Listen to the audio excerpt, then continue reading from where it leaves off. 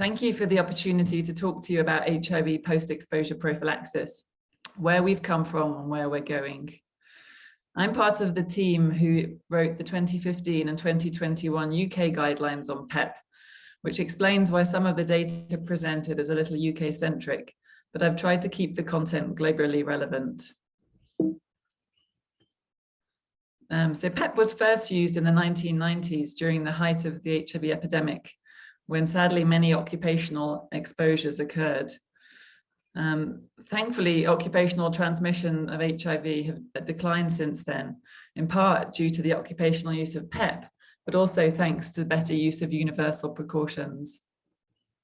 And also the fact that most hospitalized HIV patients are now on antiretroviral therapy, which reduces the risk of onwards transmission. In fact, the last occupational transmission of HIV in the UK was 1999. Though I know that sadly occupational transmissions do still occur in parts of the world where HIV is endemic and where access to PEP may not be commonplace. In 2005, the WHO and International Labour Organization came together and wrote the first guideline, which included both occupational and sexual exposures. And they highlighted the importance of PEP being delivered in a way that was equitable and non-discriminatory.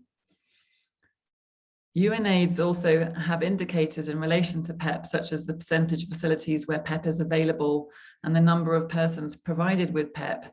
However, these data are not readily available. But as we can see from the UK data presented here, it's heartening to see that PEP prescriptions have started to go down in 2018 amongst men who have sex with men. And this is likely attributable to wider spread availability of HIV pre-exposure prophylaxis. So what evidence do we have to support the programming of PEP? Well, the most compelling human data is from the 1990s, when a case control study conducted amongst 33 cases of occupational transmission and about 600 controls showed that those who used 28-day course of zidovudine following occupational exposure had, such as a needle stick, had 81% lower odds of subsequently acquiring HIV. There's also supportive data from PMTCT studies, which showed that the rate of vertical transmission of HIV is significantly reduced when the baby received an extended course of zidovudine and nevirapine. However, evidence from sexual exposures is much less clear, as the data is observational with a multitude of confounding factors, including the ongoing risk after the course of PEP has been completed. So why has nobody ever done a randomized control trial of sexual PEP? Well, it would probably be deemed unethical due to the supportive data and the lack of equipoise. And it would also require an extremely large sample size, as single incidents have a low risk of transmission. But thankfully, the animal data is reasonably supportive. So although different simian viruses have been used along with different inocular, different routes of exposure, different drugs, different timing, duration, and even different primates, a meta-analysis of 25 primate studies showed that if PEP is used, there's an 89% lower risk of seroconversion compared to placebo. And overall, PEP's more effective if it's given promptly within 24 hours, but has some efficacy up to 72 hours. And it must be continued for 28 days, and ideally with tenofovir used. So where are we 20 years on? Well, PEP is now just one of the many tools in the HIV prevention landscape and very much interlinked with HIV pre-exposure prophylaxis. Whilst the PEP journey probably varies by setting, by type of exposure and by individual, there's four sort of principal steps in the pathway. That is risk assessment, counseling, provision of drugs, and then monitoring and follow-up. When we think about risk assessment, the estimate of the HIV risk of transmission by exposure, if the source is HIV positive and not on suppressive antiretroviral therapy, has not changed in years. These risks per exposure shown here are largely based on cohort and modeling studies. However, what has changed in recent years is our awareness that that undetectable equals untransmissible. So when we do the risk calculation now, we have to think, what's the likelihood of the source being HIV positive and having a detectable viral load? It therefore depends on the rate of undiagnosed HIV infection and the rates of virological suppression in those with known HIV in a given population. For example, in London, whilst 12% of men who have sex with men are HIV positive, only 3% have a detectable viral load. This includes undiagnosed individuals. So the risk is substantially lower. So good epidemiological data is really essential to be able to make a proper risk assessment. So in view of U equals U principles, PEP is no longer recommended after any exposure if the source has a documented HIV viral load less than 200 copies per mil within the last 6 months and has been on ART for greater than 6 months with good reported adherence. We suggest that the viral load should be documented rather than verbal testimony, but acknowledge that that's not always possible. If the source is HIV positive with a viral load greater than 200, then PEP is recommended following anal sex, receptive vaginal sex, and sharps and splash injuries or sharing of injecting equipment, as the risk is deemed to be greater than 1 in 1,000. If the source is has an unknown HIV status, but is from a high prevalence group, then PEP should be considered on a case-by-case basis for anal sex, but is generally not recommended for vaginal sex or occupational exposures, so the risk is around the magnitude of 1 in 10,000. And we use the category of generally not recommended because we anticipate PEP should generally not be given in such circumstances unless there's a clear extenuating factor which increases the risk, such as a deep wound with injection of blood and occupational injuries, or if there's, say, wounds or ulcers, for example, in the genital tract. Now, good counselling is absolutely central to the provision of effective PEP. Performing the risk assessment calculation with the individual can really help to explain the magnitude of the risk and to reduce anxiety. It's also really important to assess vulnerabilities, the need for safeguarding, social support, and what coping strategies are in place. We must also counsel very carefully about the drugs in order to optimize efficacy, so the individual knows they must start immediately and complete the full 28 days. And drug interactions are also particularly pertinent in the era of increasing integrase inhibitor use, because over-the-counter drugs such as multivitamins or antacids could reduce the efficacy of PEP.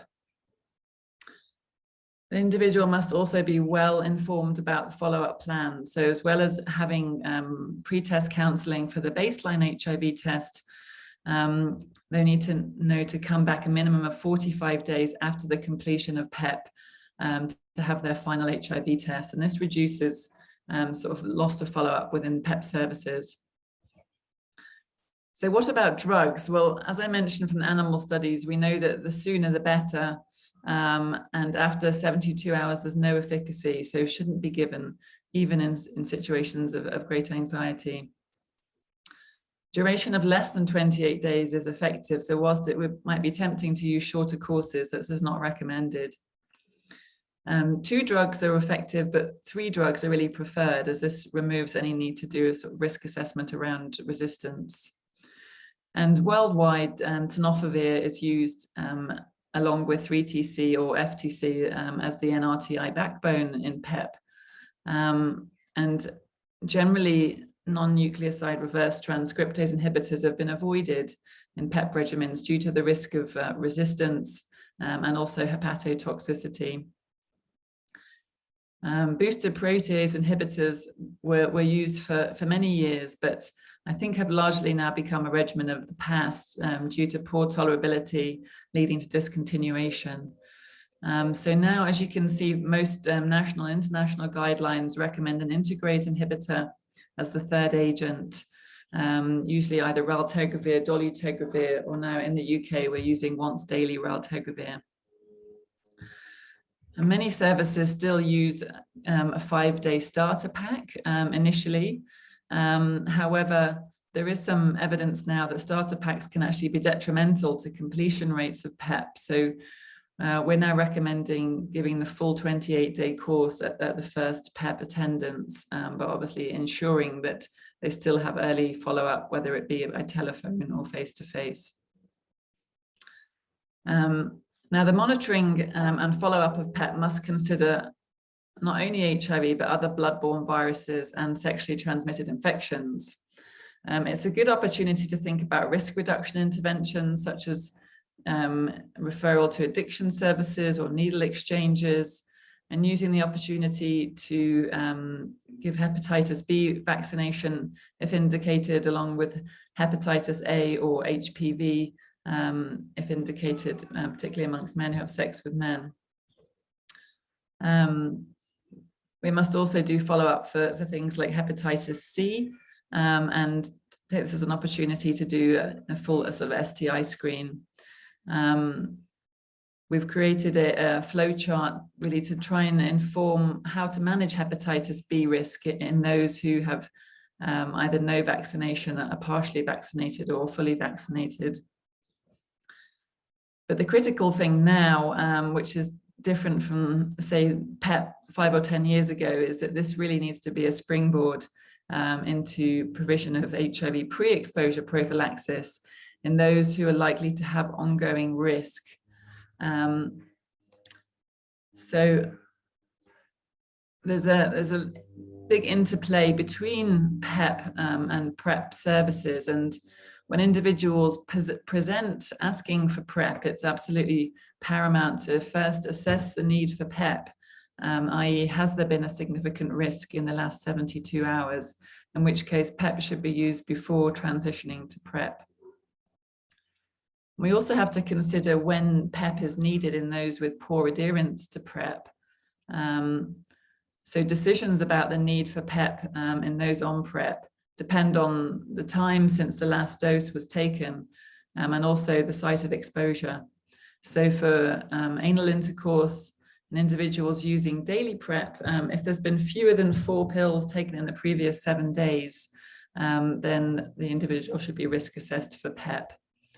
For vaginal, frontal, or neovaginal intercourse, then if greater than 48 hours have elapsed since the last dose, or fewer than 6 tablets taken in the previous 7 days, then PEP should be considered. And what about transitioning to PrEP at the end of the PEP course? Well, in individuals who are going to have an ongoing risk, there should be no interruption. They should be immediately transitioned to PrEP. And a combined antigen antibody test should be performed at the time of transition, and also about 4 to 6 weeks later. And the rationale for this is that after people have had one risk, there's likely to be ongoing risk after the PEP course is finished. So those individuals who've had one course of PEP have 2.5-fold greater risk of seroconversion compared to those who haven't used PEP, and those who've had 2 courses of PEP, the risk is almost 5-fold. There's also much more evidence to back up the use of PrEP in this population, and so we really can't miss this opportunity to engage individuals in the PrEP service. So what's the future journey of PEP? Tackling stigma and associated anxiety is really important to ensure those who really require PEP actually seek the care that they need, and also to minimize unnecessary attendances when the risk is vanishingly low. Improving access to PEP by demedicalizing it and delivering it in innovative ways in the community is going to be really essential to reaching those with protected characteristics and vulnerabilities who may have very little awareness of PEP or very little access to PEP currently. There's also, doing that is also key really to achieving equity and access that was set out by the WHO back in 2005. Regarding the drugs, it would be really the aim to have a single tablet regimen, and Biktarvy may be very promising, although there's no data on this currently. And likewise, the use of long-acting injectables is also an area which needs to be researched, and particularly if they could be started in the setting of PEP and then transitioned out to PrEP, as they also seem to be a very promising prospect for PrEP going forward. We need to really research what's the optimal PEP pathways, both for occupational and sexual exposures, and whether mHealth solutions could contribute to those. Whether starter packs should become obsolete now that the integrase inhibitor class that's being used are much better tolerated and much safer, and they're becoming increasingly more affordable. But central to all this, we really need better data. The data around PEP is very fragmented, and having better understanding of all aspects of PEP uptake would be useful in defining the best pathways going forward. So I'll stop there and thank you for listening.